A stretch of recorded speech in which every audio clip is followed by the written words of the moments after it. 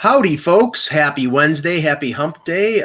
We have lots to discuss today, and we'll take some questions probably in the last part of the show. I'm not sure what Russ has for the pre-show, but I have something as well. Let's see if it's the same thing. Go ahead, Russ.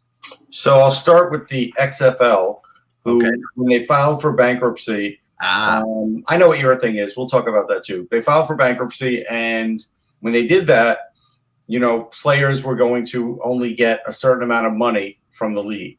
Well, that certain amount of money popped up this week, and it looks like they won't even get it until like next year, and it's like 4 cents to the dollar. So unfortunately, players are going to get paid like $580. Vince McMahon strikes again. Now, The Rock owns the league, and I'm really not sure what the hell's going on with it, to be honest. Well, it's funny because nobody is better, how should I say, advertised.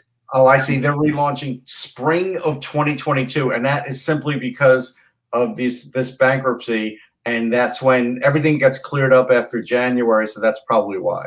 Go ahead, sorry. Okay. Nobody is better advertised than The Rock, and I have nothing against him. I actually liked him back when he was a wrestler, and he's not a bad actor, so that's fine. But you go to like a GNC and you see like some sort of power drink that he's selling, and and he's got his show on NBC. I mean, nobody has sold himself better than The Rock. And when he took over the XFL, I'm like, okay, is this just another one of these? There was talk about him running for president, which I think is hilarious. But it's. But it's weird that they skipped 2021 altogether. Like again, the XFL is just like what you do. It's one of these things where you bought a logo and some uniforms. That's really what it is, and access to play in some places that they have an agreement, but there is really no league. We did see it a few years ago. And I remember we were watching a game. Where the hell were we, Mike? You were watching it with us, I think. An XFL game? Huh? An XFL game? Yeah, I was eating at a burger joint. Maybe you weren't there, but it was somewhere during hockey season.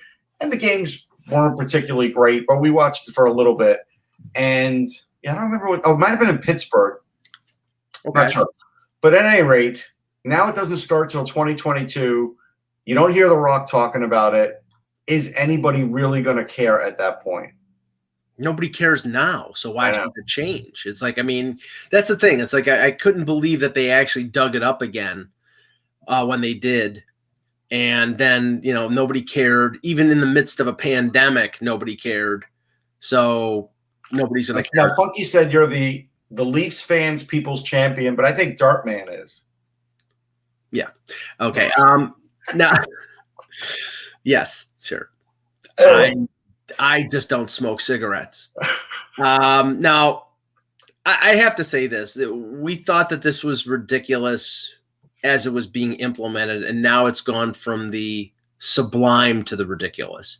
Yesterday, in the game between the Washington Nationals and the Philadelphia Phillies, Joe Girardi apparently asked the umpires to check Max Scherzer, and Max Scherzer was not too happy about it, and I guess took off his belt and lowered his pants slightly, and then later in the game, sort of stared down Girardi at the end of after that inning. He did, after he struck out the side, and then Girardi got booted from the game eventually. I'm not sure how that tied in. Well, because I think if I caught it right, because I was watching the game but flipping back, when he jeered at him, when Scherzer was given the Maloika to Girardi came out of the dugout.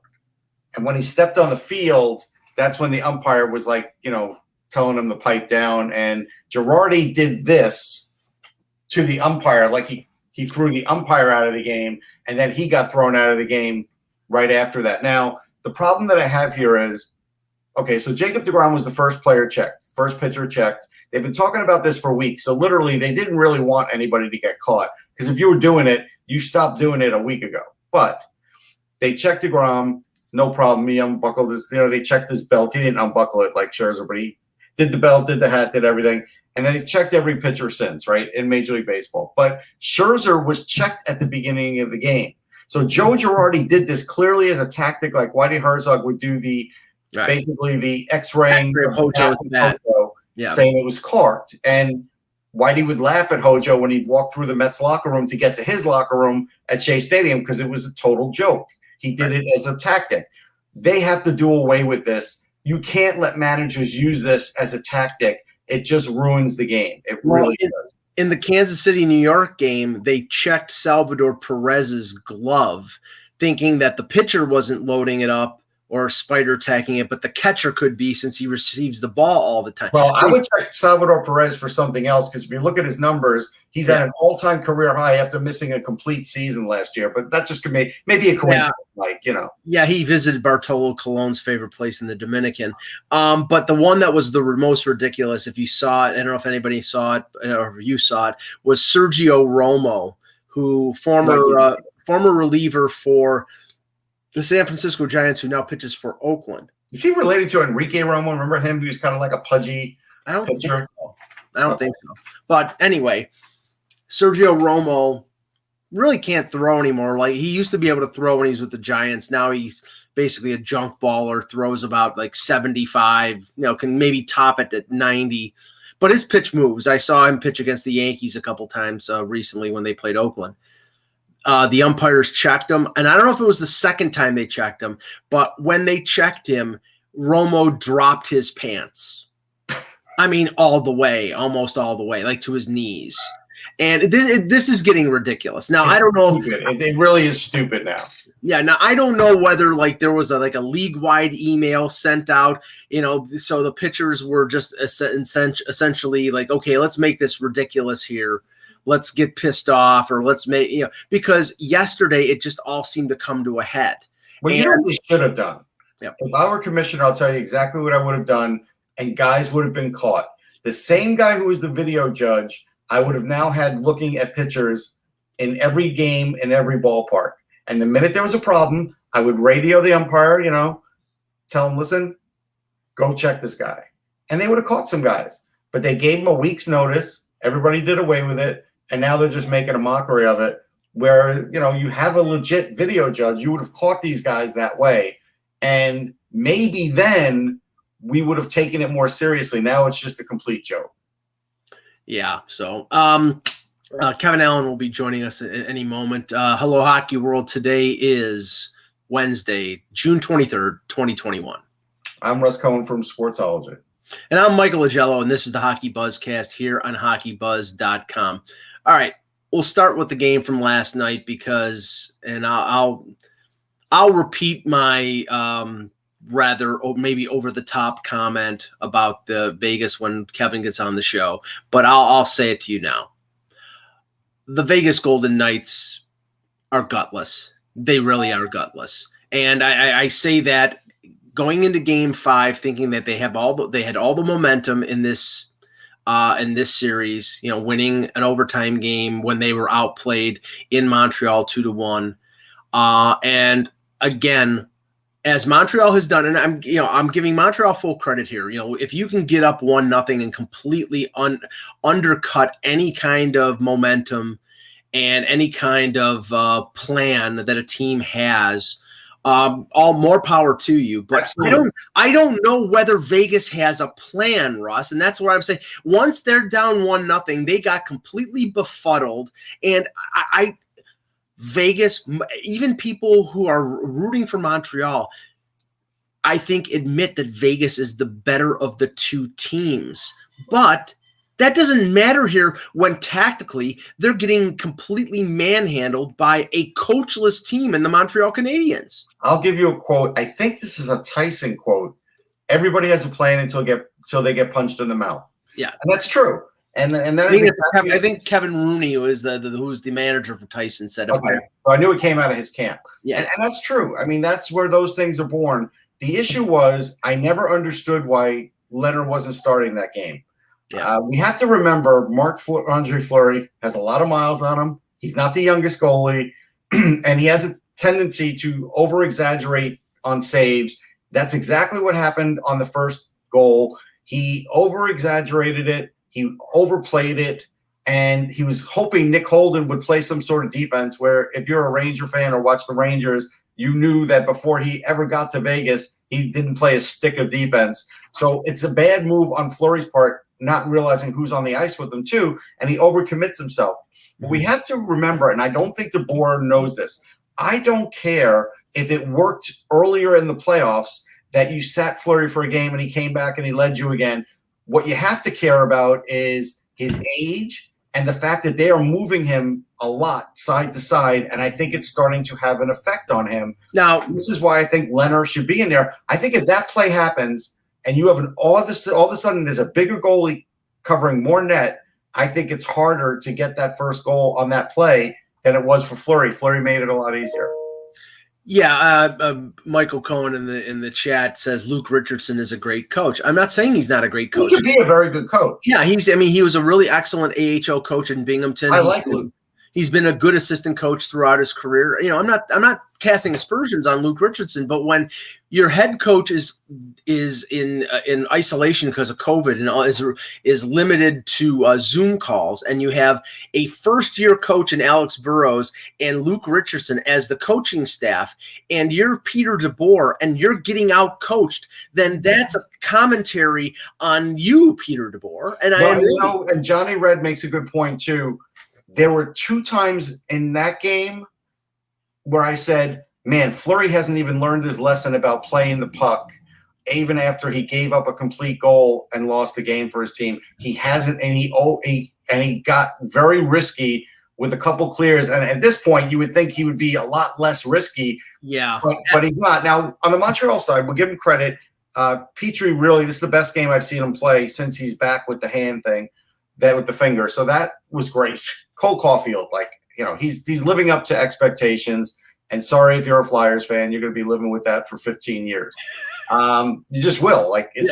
He's already got 3 playoff goals. It's just, what is the odds now that he is not going to be a 25 to 30 goal scorer in the NHL? And remember, he qualifies for the Calder next year. I know he does.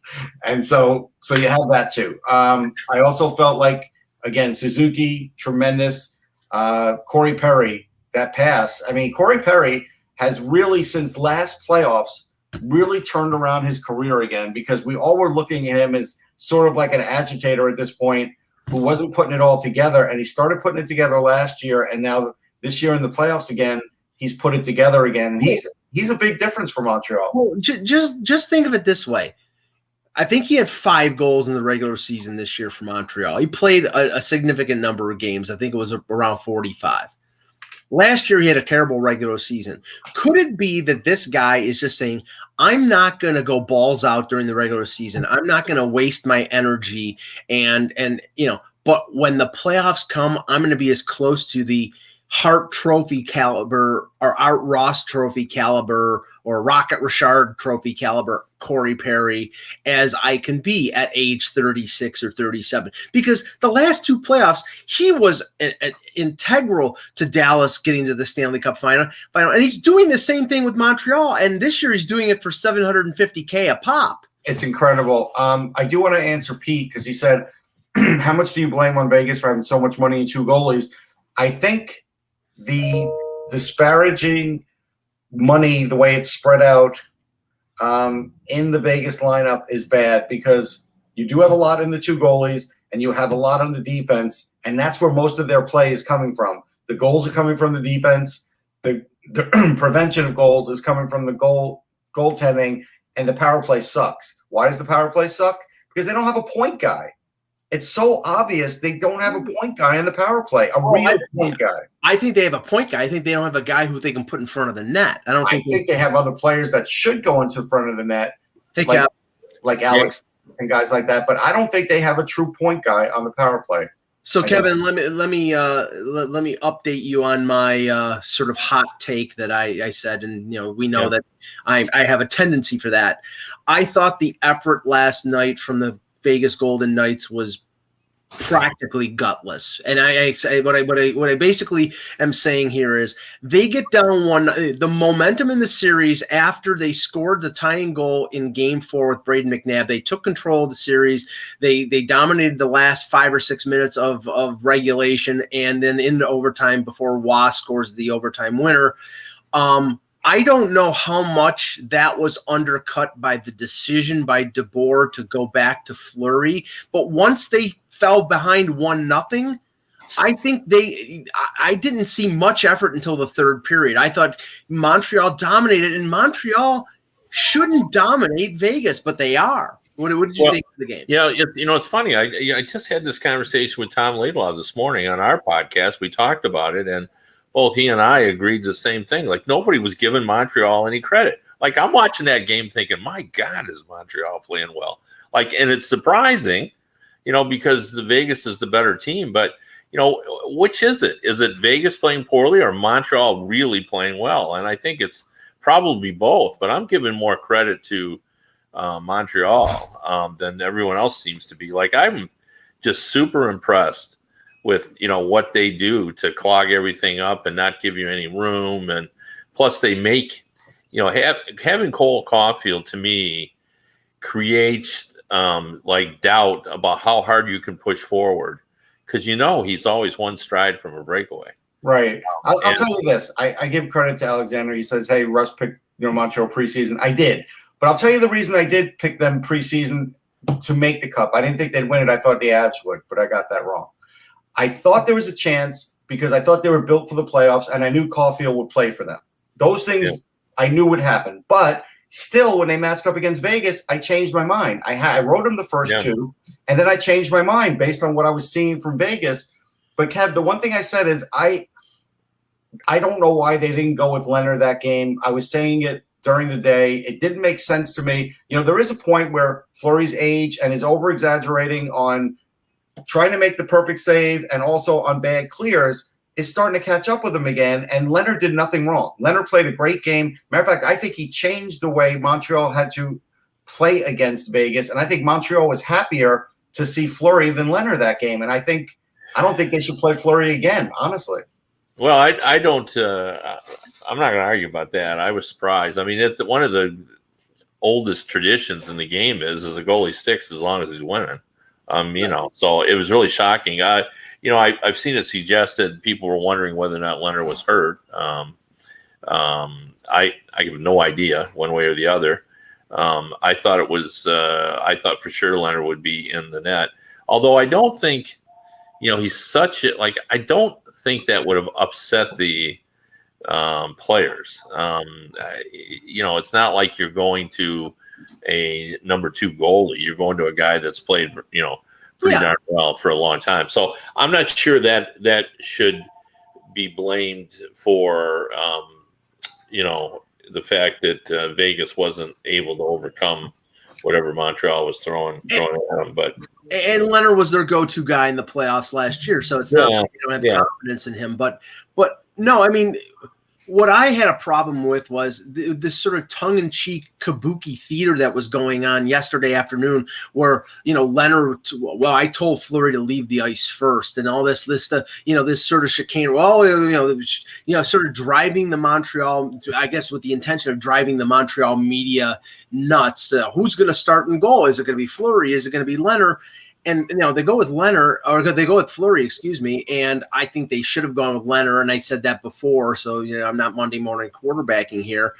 Now, I mean, like Russ said, I can't see them not go to Leonard and stay with Leonard. If they win, obviously, then they go to Game 7 with Leonard, and if they lose, then the season's over with. Yeah, I think if DeBoer goes with Fleury again, he's putting his job in jeopardy. I think his job is in jeopardy right now, Kev. Oh no. Yeah, come on. I think Foley wants to win before the inevitable happens, and I still think if they lose this series, something big is going to happen again in Vegas, whether it's the coach, whether it's something else. But I think you're going to see something else happen. I don't think DeBoer is going to lose his job over playing Fleury. It was no. It was an odd move, but Not because of playing Fleury, but because of what Russ just said. Foley is extremely motivated to win over the next few years. They're a win now team. That's the Pietrangelo move. That's signing Leonard for 5 years. That's also Foley. It's his personality. He's involved. He's more than engaged.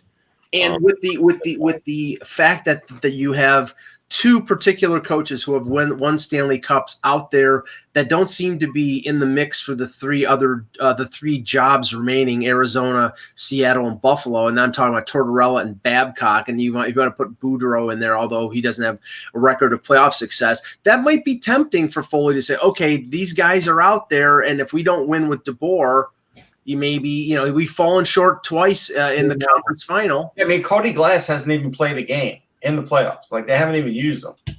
Yeah, no, I know. I wouldn't want to predict what Foley would do, but I just can't see them getting rid of DeBoer. I mean, you've been listening to what McCrimmon said about DeBoer this season. It just would surprise me. Well, one of the things we did see, Kev, and again, this is going to be an issue, I think, 2 years from now with Vegas, and like the fans were booing the power play. Like, those fans have been used to only success and only really good things happening. And when that starts to fall a little bit and fail a little bit because of their high ticket price and the fact that it is a little bit of a niche market, we're going to have to see now what happens to the Vegas crowd in 2 or 3 years if they start to lose a little bit. Oh, I think that's fair. I mean, just, I remind people what it was like early in the Columbus Blue Jackets. You couldn't get a ticket, and everyone was all excited, and then they didn't win. And then that crowd started to wane a little bit. So, I think that's entirely possible. But it would be, considering the run they've made, I would be shocked if they fired DeBoer. Yeah, I mean, it's not by far. It's not a guarantee. I'm just saying, you have seen stranger things in terms of owners reacting to teams that were expected to win, especially when you're playing against the fourth place team in what supposedly was the weakest division in the NHL this year. And if you lose to a Cinderella Dallas team, and then you lose to a Cinderella Montreal team. They fired Gerard Gallant for, that was one thing. We're not even sure why they fired Gerard Gallant. And nobody knows. I know. And Russ, Gerard Gallant, interviewed on ESPN radio yesterday, was asked by one of the hosts, why were you fired in Vegas? And he says, well, when you find out, let me know, basically. Because I know. It's one of those things where if you read the accounting of it, because I reread it before he was hired by the Rangers, and Kelly McCrimmon just called him down to his room and fired him, and Gallant acted like he never saw it coming. But again, I don't think Gerard Gallant's being completely honest about that. I don't think Kelly McCrimmon would just fire a guy on the spot just because I don't like what I see. So you're gone. See ya.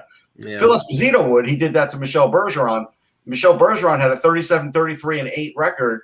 In this era, Kev, that would be looked at as okay. And he fired a guy and took over behind the bench, and we all know that didn't work out. Yeah. But there is no reason for Vegas. We're never going to know the reason. Well, I do think if they're doing an analysis or a postmortem on what's and they could still win this series. Absolutely they can. Yes.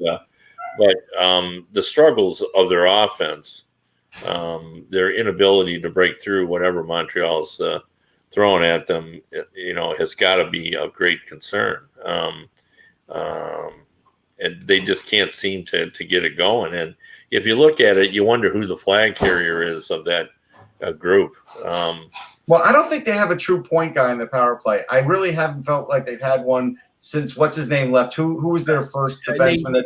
Nate Schmidt. Nate Schmidt was. I think he was a better point guy than anybody else they've tried. I thought Pietrangelo or Theodore are pretty good. Yeah, but they're pretty good. They're not like Tyson Barrie good. They're not like Riley's pretty good, right? I don't think Riley is a great point guy. I think he's good at it. Morgan Riley? Yeah, I don't think he's great. I think he's good. Well, the thing is, like, Shea Theodore and Pietrangelo both have better shots. Yes. So I mean, Ryan Pulock has got a blast from the point. If you mix in the ability to distribute and the power of the shot, Yeah, I think these days, and maybe Kevin will see it this way, but because I see the difference like in Philly with Gostisbehere and Provorov. Gostisbehere's shot is way better than Provorov's, but half the time it doesn't hit the net. Provorov's shot's not nearly as good, but he distributes the puck well and he gets it on the net. And to me, it's really about the distribution and just getting something on net that people can do something with. You don't always have to score a goal. You're not gonna. Well, the big thing for me nowadays is not getting it blocked.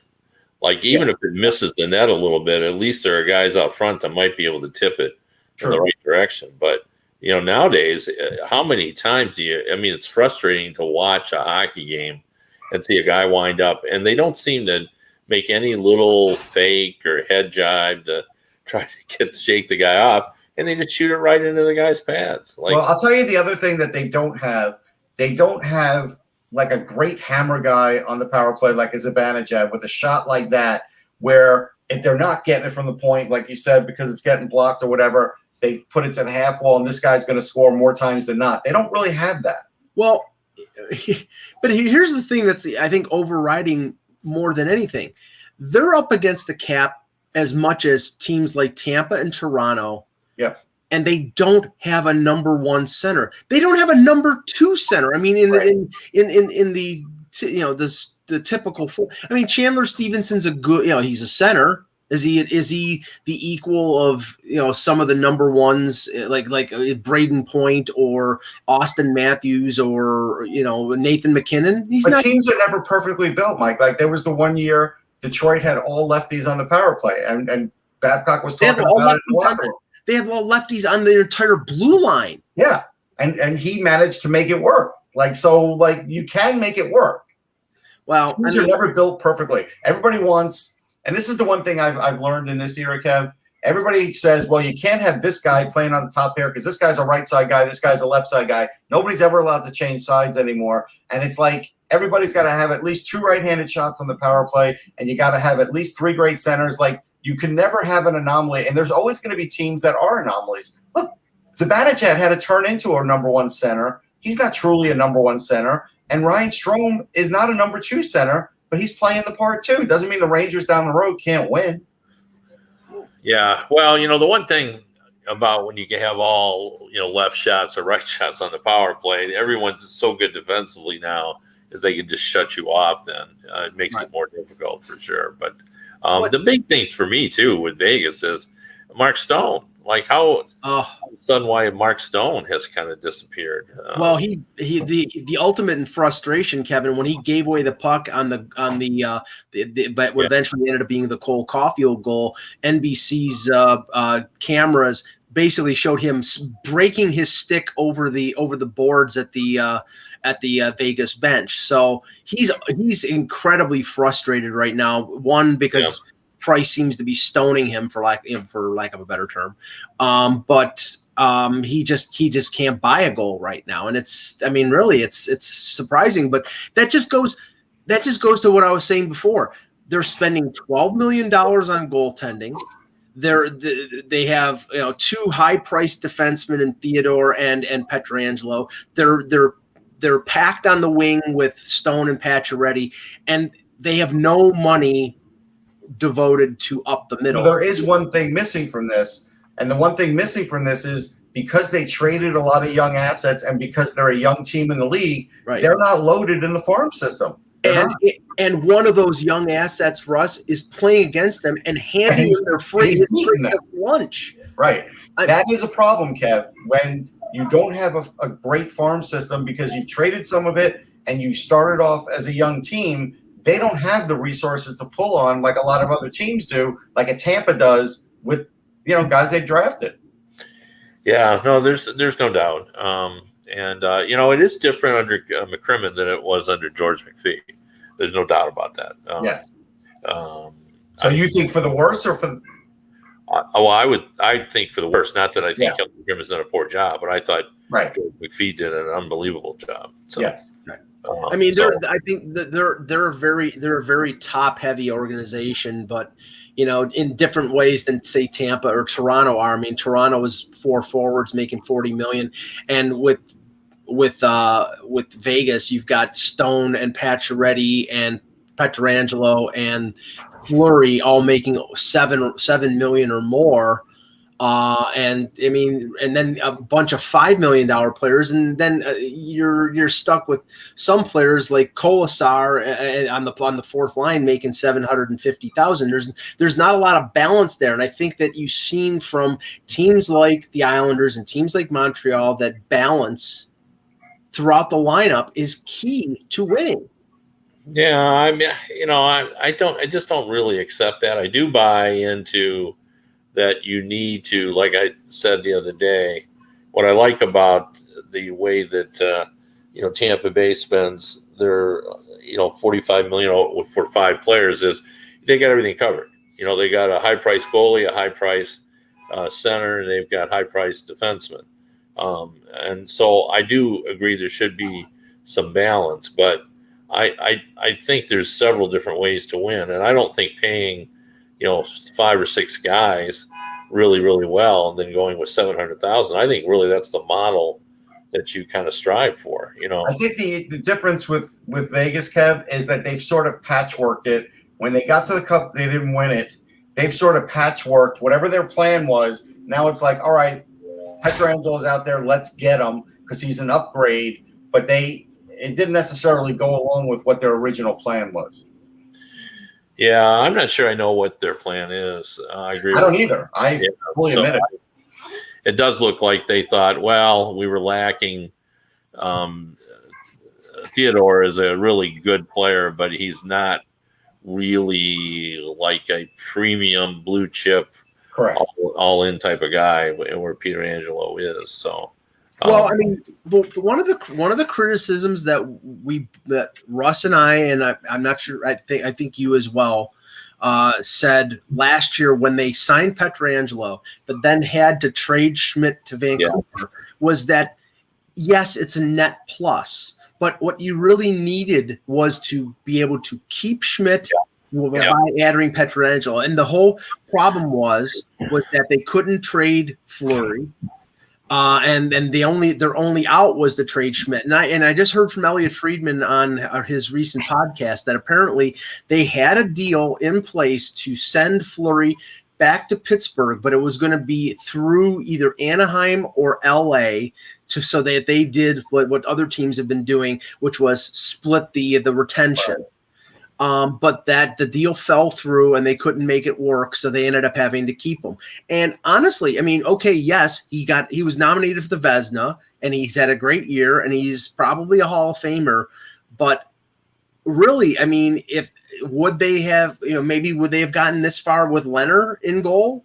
I think they maybe. I mean, Leonard's numbers this year were good. But I mean, it's possible. It's hard really to know. But the whole Vegas situation is hard to get your, finger on because I think we just sort of did. Like, what I remember about that was so amusing about that whole, like, if you ask me would I trade Schmidt and Stastny for Pietrangelo, of course you would. Yeah. You would make that trade, and yet I thought it was wrong just for the reasons you said. Like if they could have had both of those guys, like now they had something going, but they didn't. They only ended up with one of them. So, they were better, but I think they needed both guys. Although saying that, I didn't think Schmidt played very well this year, but maybe he didn't play well because, he was out of his. But the drop off. I mean, and Alec Martinez is a fine veteran defenseman. Yeah, I like him actually. Yeah, but if you look at Tampa with their top 4, if you look at the Islanders with their group of defensemen, if you look at Montreal with Petrie, Weber, Sherratt, and Edmondson, after Martinez, it drops. And I like Zach Whitecloud. Vegas is the worst of the defense corps. There's no doubt. Right, and I like Zach Whitecloud, but he's not. He might not.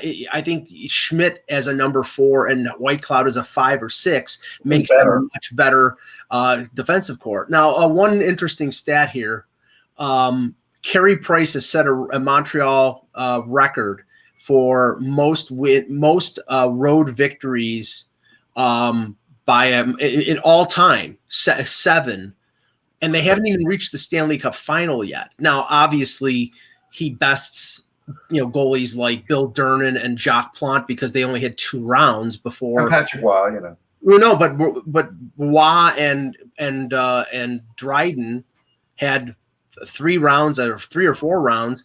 But they were always the favorite. They were always they always had home ice advantage. So this is a situation where they were on the road more than any time, and that's a good point. Yeah, right. So they had 6 victories, and he had his 7th last night, which is an interesting. Yeah, it's a fun stat actually. It's a great stat. Now, a couple things here, and we'll talk some rumors if Eck joins. Very, very, very sad news out of Buffalo, although his health situation occurred in Florida, which was the passing away of René Robert, the member of the French Connection at the age of 72. He had a heart attack. It sounded like he was in recovery and then had another heart attack and passed away. Kev, I'm old enough to remember him playing with the Sabres, seeing the French Connection. I was 8 years old when they made the final in 75. And he was traded, I believe, in 79 by Scotty Bowman to Colorado for John Van Boxmeer. And then he played a little bit with Toronto after that. But, his main claim to fame was as the right winger on the French Connection. That line was dynamic. Probably I think next to Barber, Leach, and Clark, and maybe Gillies, Trottier, and Bossy, the best line of the 70s. You could throw in Lafleur with Lemaire in Montreal. The gag line was pretty great too. Yeah. What was that? The gag line? Did you say that? I didn't, but but amongst the best. Yeah, and they really sort of symbolize the romance of the time with, lines. Like today, we're not as married to, a group of 3 players. Obviously, in some cities they are, but not as many where, everybody knew who was on which line. And the French Connection was such a great name for a line as well. And now we've lost 2. Rick Martin has passed away as well on that line, so it's just Gilbert Perreault left. They were very, very dynamic, and it was fun that line ended up in kind of Buffalo. It just seemed perfect. At that point in time, I think Buffalo needed something like that, and there was such a love for that line. So. Sad. We also lost Tom Curvers too. I'll mention one thing about Robert. Well, 2 things. With Gilbert Perreault, I was at a signing where he was once, and while he was signing something for me, I said, I always appreciated you, but you always seemed to kill the Rangers at the Garden, and he smiled at that because he did have some big games there. And with Robert, I had interviewed him a few times. He was with the NHL PA for a while, and so that was one of them came through the PA. But at one point, I was shooting it at Mitchell and Ness in Philly because they're close to me. And this is I'm in there just as a guy, and I'm talking hockey, and the owner happened to be there. And this is when they were just getting ready to start making heritage jerseys. And so he asked me about the Rangers, and I told him about the jersey I liked as a kid, the 78 jersey, the oddball ones. And he said, what players would you do? And I said, I would do Esposito. And I told the players for that got made. I also had asked him about the French Connection, and he said, no, we don't have those because you have to sign separate deals with the players, and we haven't been able to do it. And I'm like, all right, well, I've interviewed René Robert. I'll call him and see if he's interested. And so when I called Robert, he said he was definitely interested, but his big thing was he wanted to make sure that all 3 were signed on and everybody made the same amount. And I think he was really doing that for Rick Martin's health at that time, because I think he probably needed the money more than anybody at that point. And so I felt like René Robert was sort of telling me how much he cared for his teammates and almost as much as he cared for himself as far as what he was going to make on that. And I thought, what, Kev, that was a pretty nice gesture from an athlete, I thought. I agree with you. Yeah.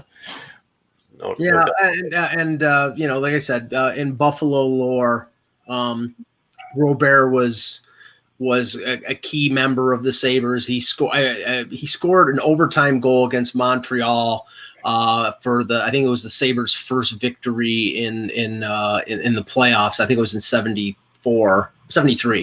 And then he obviously they beat the Canadiens in 74-75 in the semifinal to get to the Stanley Cup final against Philadelphia, and then fell short against the Flyers. But yeah, a great player. Now Tom Curver's. I can bring him up. American-born player, really a good offensive, defenseman. Had a quality career in the NHL. Really sad that a non-smoker who got lung cancer.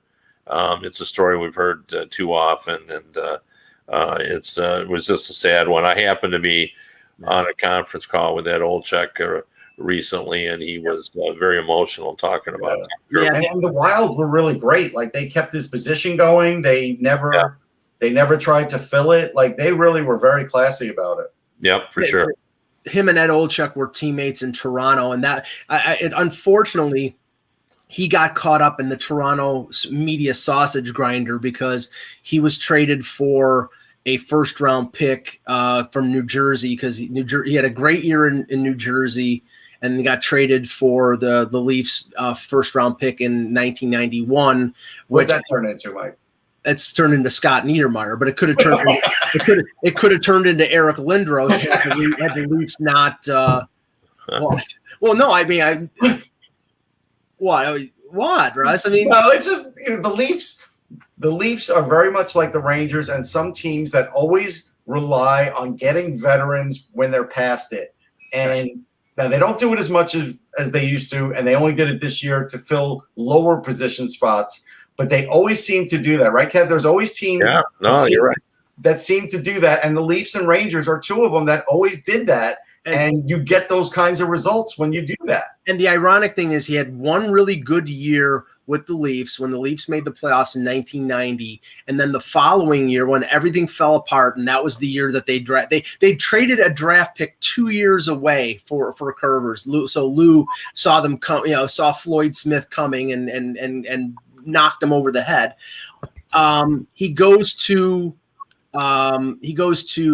Vancouver after less than half a year with the Leafs, and then Vancouver flips him to the Islanders, and then he starts playing good again.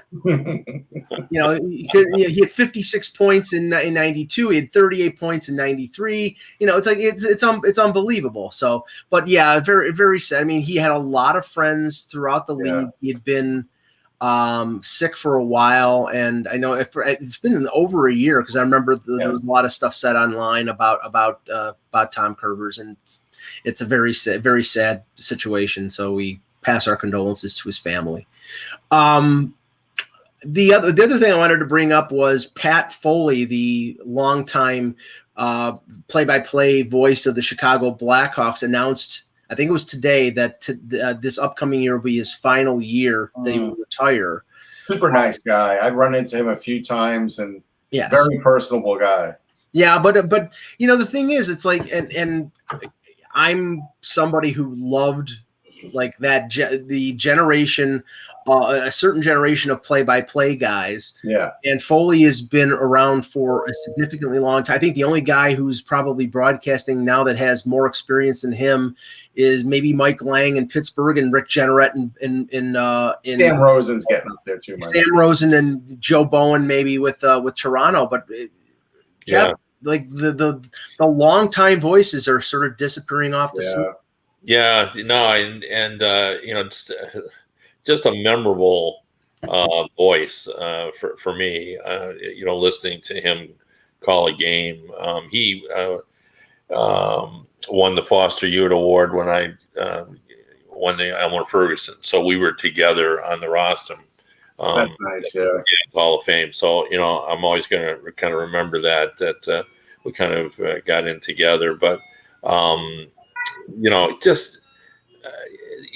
connect players, or you connect broadcasters with eras and teams, and they're kind of the voice of the franchise. And I think fans have as much fondness for them as they do the players. I don't think there's any doubt about that. Oh, there's no doubt about that, because like they're the ones that if you don't get to see and talk to the players a lot, you're sort of living the team through that guy. Yeah. I always thought it was kind of interesting too that, like players, should be very nice to those guys because, their image is really dependent upon how the broadcaster, depicts them. And just with word choices and everything else. But there's times I can tell you 2 times, Kev, that I can recall players really flipping out over. Well, definitely one. Tim McCarver used to always talk about like the Mets outfield playing too shallow, and I think it was Kevin McReynolds who went up there and just like said stuff to him because he was tired of hearing about it on the broadcast, whatever. And so you're right about that. If that guy really has an axe to grind with you, he can make it very miserable for you. Yeah. Yeah. I mean, Foley was just among the best of the best. There's no doubt about it. So I'm sorry to hear that, but you admire the guys that go out on their own terms. Mike Emmerich retired at the end of last season, and I talked to him quite regularly, and he's very happy with his decision. And he basically just said, look, he told his wife, we're still healthy. We've got some years left. Let's enjoy them without me. Well, he did it right. I mean, he did. You know what? I'm more upset still about the radio voices, the ones that have been marginalized now because they're just doing both broadcasts and those things, Kev, because I like driving around listening to games of all sports, except for maybe basketball now. But I love listening to, I'll listen to hockey, I'll listen to baseball, I'll listen to football on the radio. And I really like it. I do feel like there's a different feel to it than watching it on television because, look, I'm not there, right? So you have to be super descriptive on the radio where, on TV, you can cut corners. Yeah, and I'm fearful that we're seeing the end of radio. I think baseball will be the last one that goes. I think still, but I'm hearing through the grapevine that the audience for radio is just plummeted, and I think we're going to see more simulcast, more and more of it. And you can't get that. Like it's just the amount you get for radio broadcast rights now is a drop in the bucket. So I'll give you a good example too. One last thing, Mike. Sorry. For radio, like I used to go out of my way if Marty Glickman was doing the Jets. I was like, wow, Marty Glickman is like this legendary guy, and he was just like totally different from anybody else. And I do think that's the thing now is nobody's going to be totally different than anybody else. Yeah, I mean, in certain markets, and this is the thing that I think we're going to be seeing.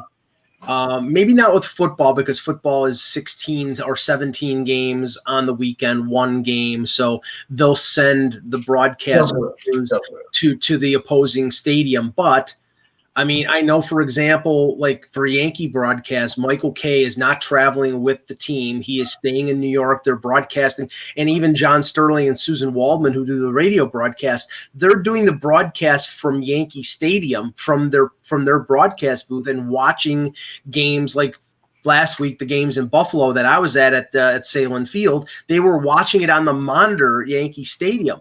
And a few years ago when Lou Lamoriello was general manager in Toronto, and he didn't want to let Joe Bowen, Paul Hendrick, Jim Ralph on the plane, they were going to have them broadcast the games from the Sportsnet studios, and then Sportsnet decided to pony up the money and send them independently the games on their dime, which they own. They're part owner of the Leafs anyway. But it was Lou's. They had the travel coach instead of the team playing. But now, Kev, I mean, other than teams like New York and Toronto, these teams probably don't want to foot the bill for sending the broadcast crews to and pay for the hotels in Chicago and wherever else.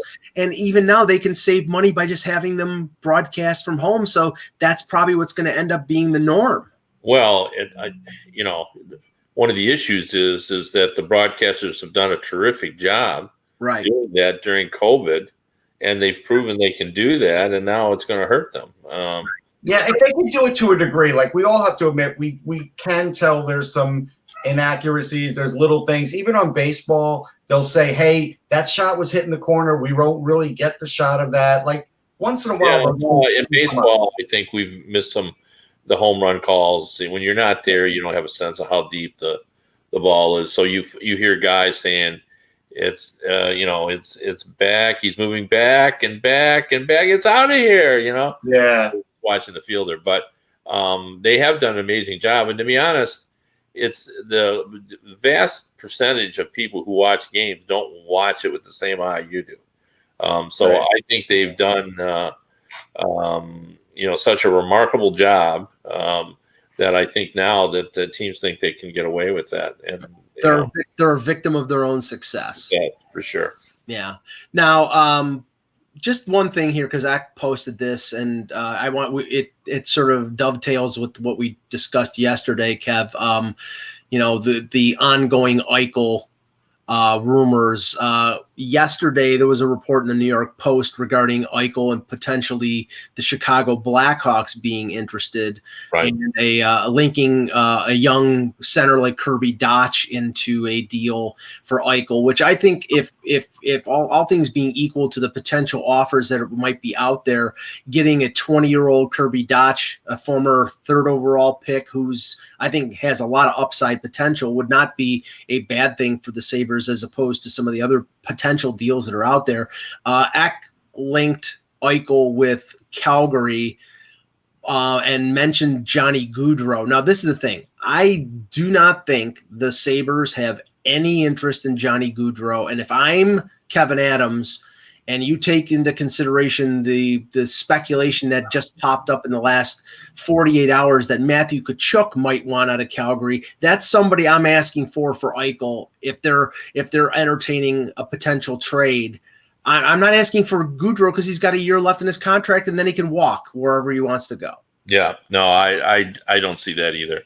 That you're not going to take a guy that's going to have 1 year left, and if you're starting yet another rebuild in Buffalo, why not start with a guy that, is known for, playing with the grit. Although saying all that, the Flames have not been able to get going, but, Tkachuk would be a much better fit for them than Gaudreau. So, I think there's several teams, though. I don't think there's one leading candidate.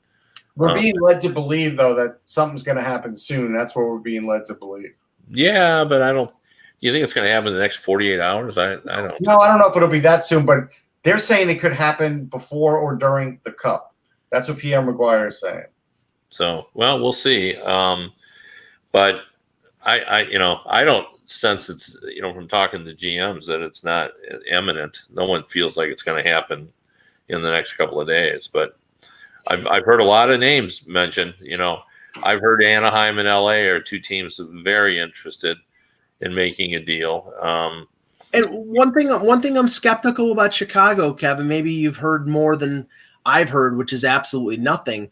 We still don't know what the future status of Jonathan Toews is, and if you're going to have Jonathan Toews, who you don't know what the future is, and then Jack Eichel with the neck injury situation. That's a lot of question marks and a lot of money tied up in a lot of question marks. Right, for sure. And the only thing we know about Toews is what Dreger reported of TSN, who said he was told he was coming back. So yeah, but I think we'll hear something about that as soon as the Stanley Cup is over. Would be my guess. Yeah.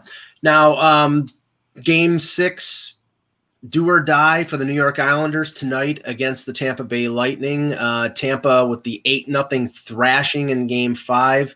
Kev, it'll take a lot of intestinal fortitude to sort of reverse the momentum here, but the Islanders have sort of they defied logic on a few instances, so it's not above reason that they could do that. What do you think? Well, they're team perseverance, and that's who they are. Like, if you kind of describe how the Islanders play, well, they rise up and play with their best efforts whenever they're required, and they've done that throughout the postseason. So you would expect another strong effort.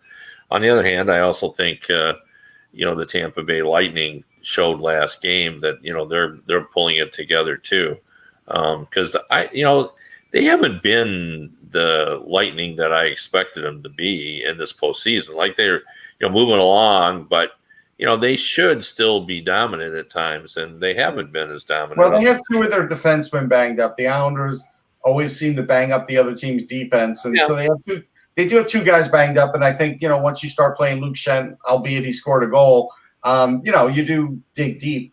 You know what, Kevin? I think because of last year, and look, I'm not going to bet against the Coliseum. I think the Islanders can win in the Coliseum. I do. I do think they need to score the first goal. If they don't, I do think some doubt might creep in their mind, and it did quiet the crowd a little bit midway in the period when that happened last time for them. But I also think Tampa does think they can beat the Islanders. Like, I think they play now knowing that, hey, we're going to beat this team. It's just a matter of when. And I don't think they've seen anything to make them think otherwise in the last 2 years. Yeah, good point. Yeah, I mean, obviously, I think it's the key to this game is gonna be Varlamov making some stops early, and maybe the Islanders getting the first goal, Kev. Because if Tampa, who have scored 10 straight goals since the Islanders were leading 3-0 going into the third period of Game 4, the Tampa Bay has scored 10 straight. If they score 11 straight and they're up 1-0, that'll shut up the fans in Nassau Coliseum and put a lot of pressure on the Islanders, who have had trouble scoring goals recently. Well, and they're just not a come from behind team. No, not in general. I wouldn't say they can't do it, but they're, when they open it up, we see what happens. Yeah. When they get forced to try to, push the tempo and try to get. And here's another thing, Kev. Do we think now that the refs are going to look closer at Barzal? Yeah, it is interesting too. You guys brought it before, and I've been dismissive with that, but I am sort of amazed/impressed about how many people are now getting behind the idea that it is time for some kind of symposium on officiating. My position on it. This has been going on forever.